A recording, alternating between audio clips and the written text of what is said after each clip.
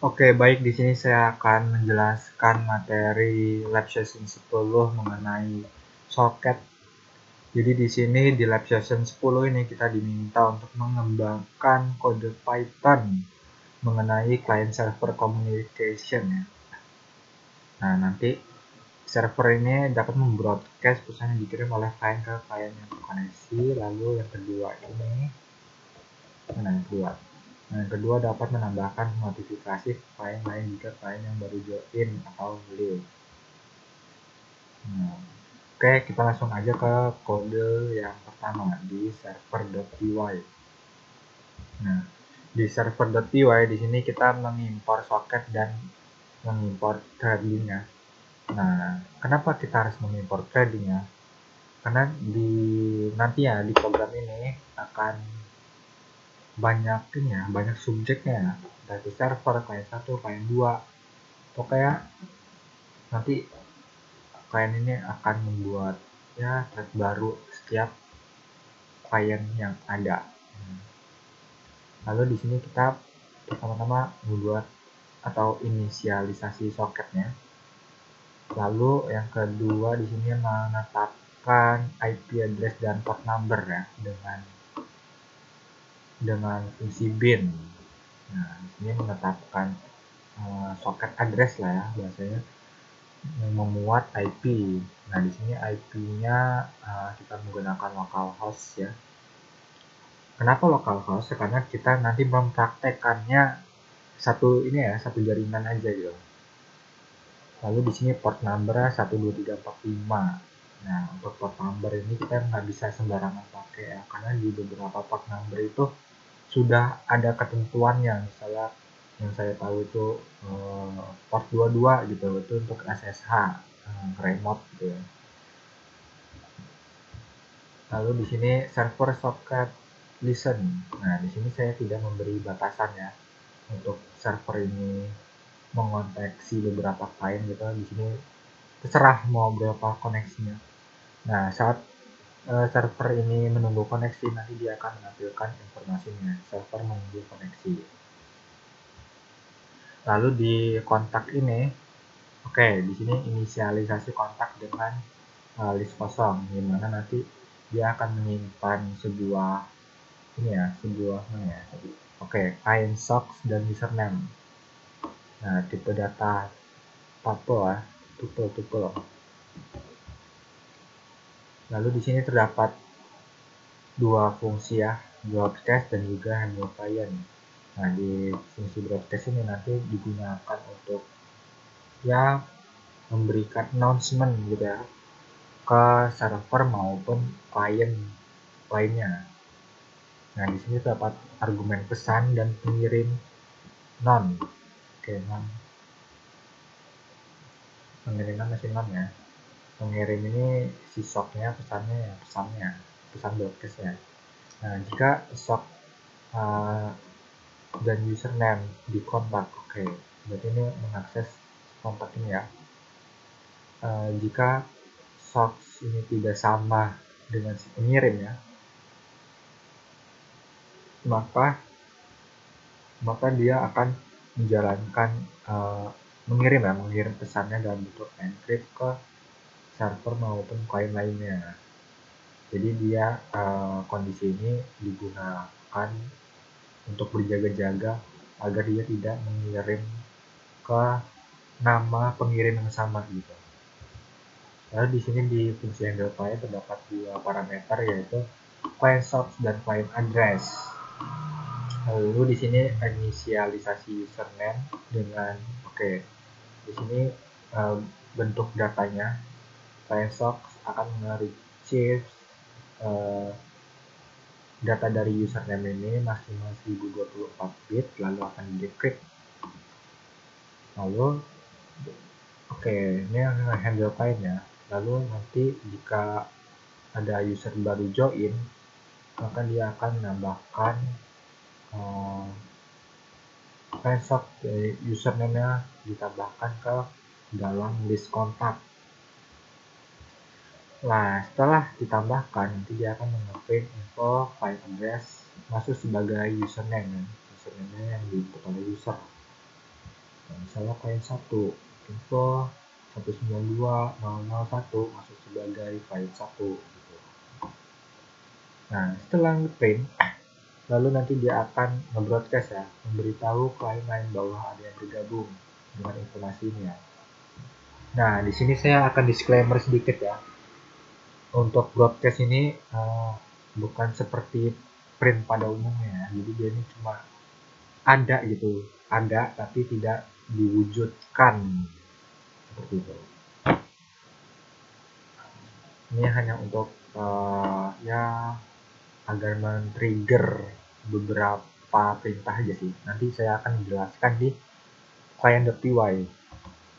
Nah, selanjutnya di proses walkthrough, oke, nanti dia akan menginisialisasi data. Data ini berarti berhubungan dengan pesan yang dioper-oper oleh klien. Oke, di sini dia akan nge-retrieve 1024 bit. Oh, ini data ini ya.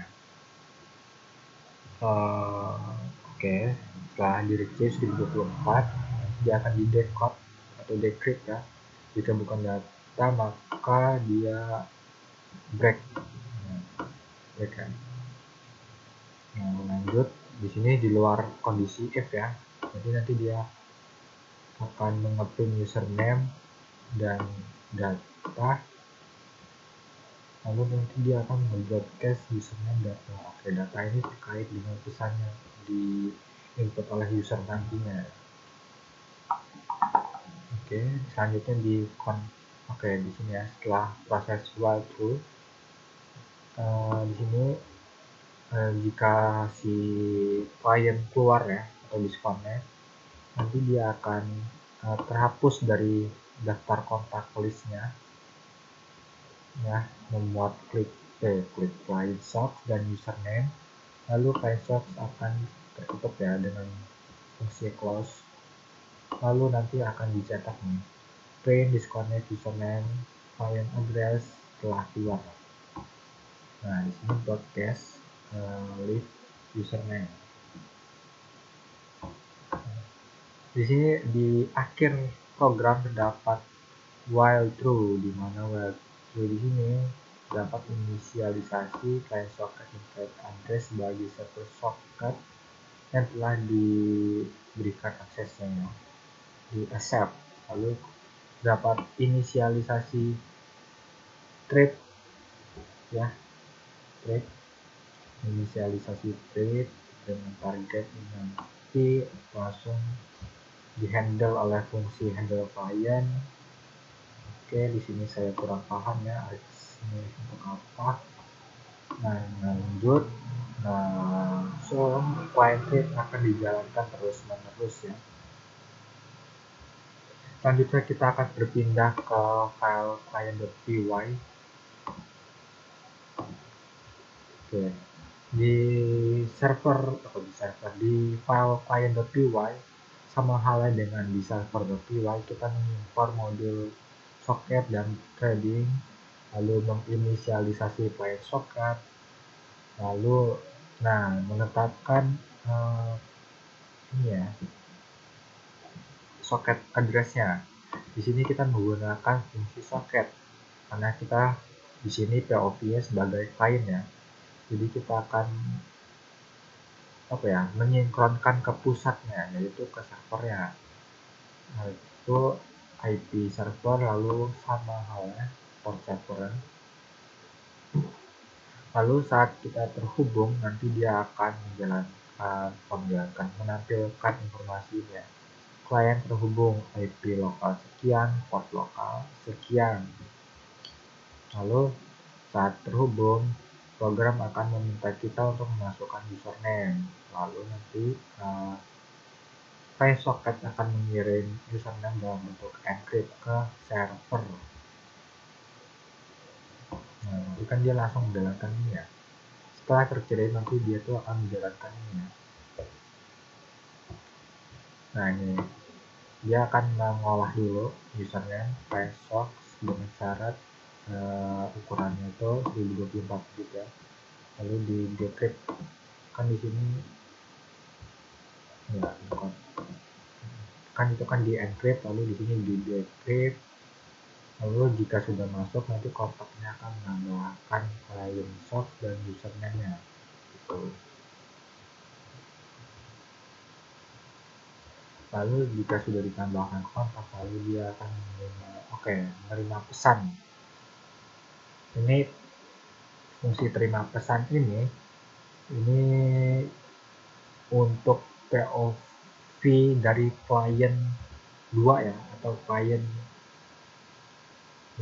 lebihnya ya, selebihnya. Oh ya, new client untuk new client. Lalu di sini terdapat proses while true, di mana pesan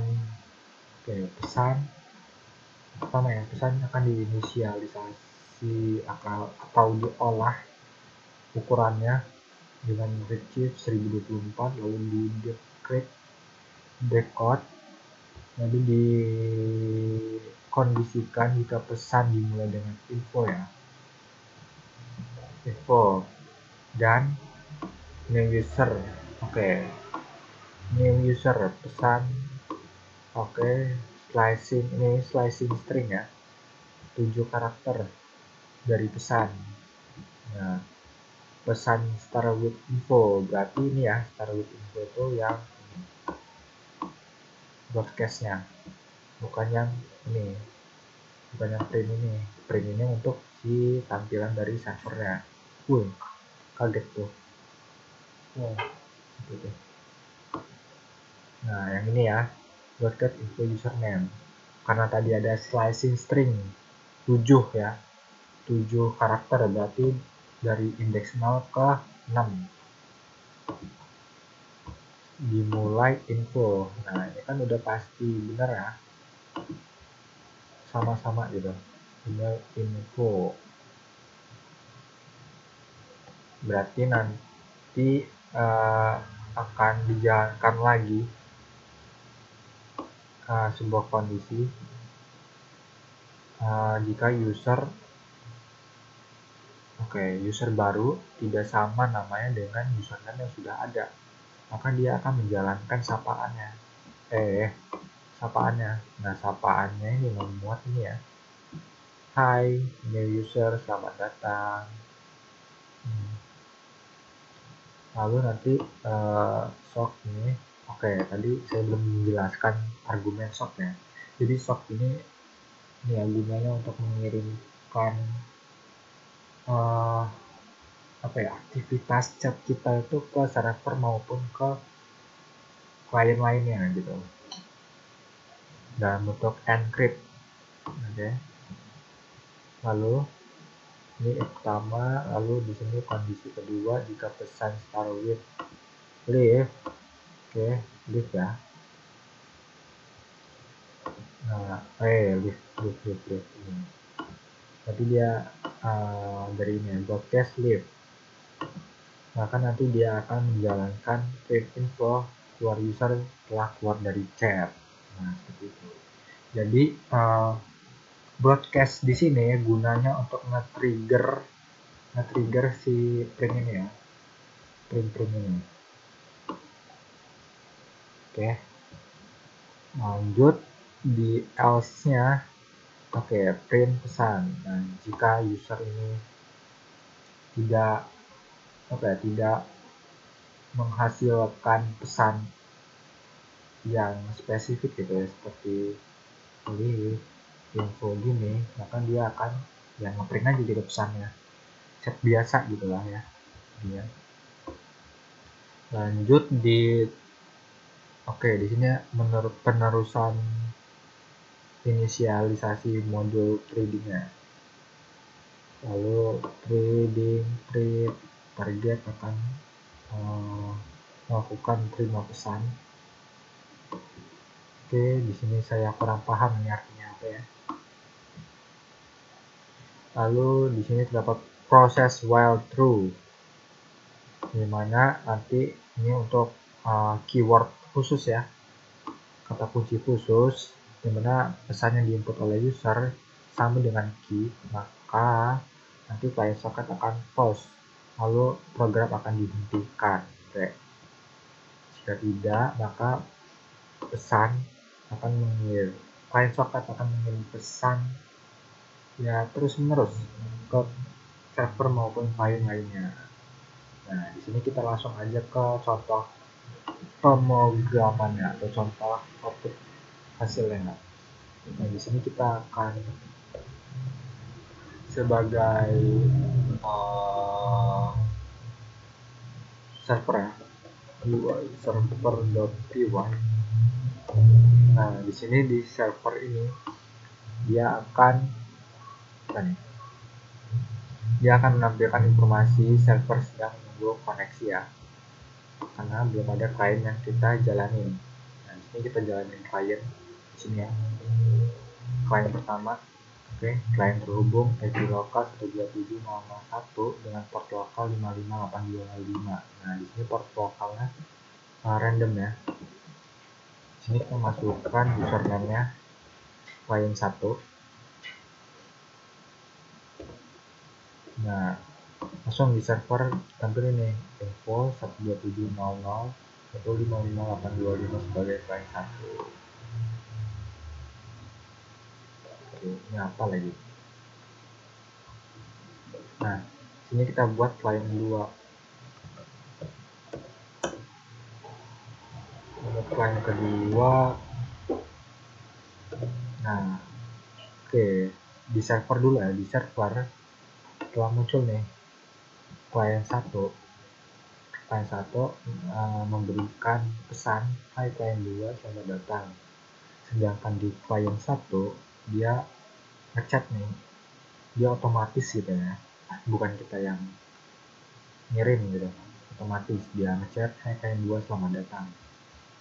Nah, di klien 2 sendiri dia dapat nih informasi dari klien 1, hai klien 2 selamat datang, sama ya, halnya kayak di server, bentuknya sama kayak di server.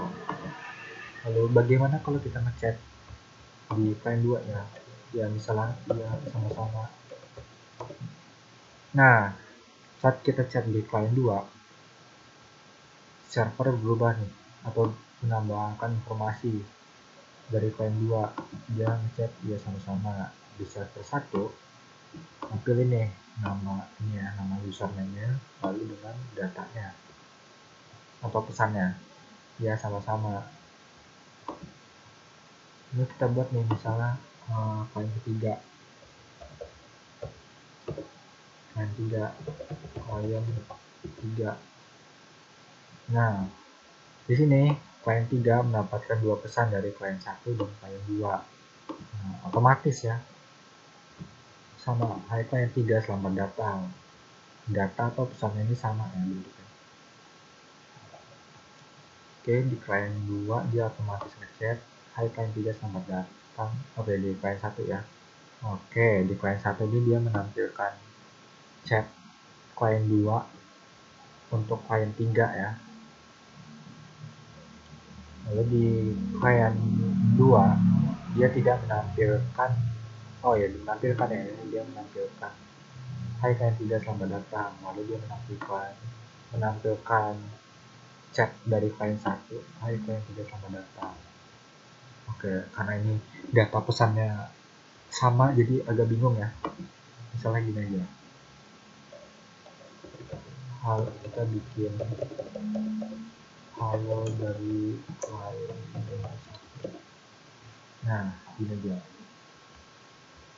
di server klien 1 ngechat nih, halo dari klien 1. Oke, lalu di klien 2 dia dapat informasi klien 1 ngechat halo dari klien 1. Di klien 3 dia ngechat halo dari klien 1 gitu. Seperti itu. Lalu bagaimana jika kita keluar? Nah, di sini kita menggunakan keyword key ya untuk keluarnya. Nah, di sini di server disconnect ya, klien 1 dengan IP address dan port number klien sock dan klien address ya telah keluar. Nah, di klien 2 di sini info klien 1 telah keluar dari chat. itu akan sampai setelah keluar dari C. Seperti itu hasil dari program saya. Jadi di sini kan kesimpulannya broadcast-nya itu hanya untuk men-trigger, ya, broadcast-nya hanya untuk men-trigger si print ini. Oke. Print seperti itu. Jadi mungkin itu saja pembahasan yang dapat saya sampaikan. Bila ada kalimat yang kurang jelas atau pembahasan yang kurang jelas, mohon dimaafkan karena saya belum mengerti sepenuhnya. Saya akhiri, terima kasih.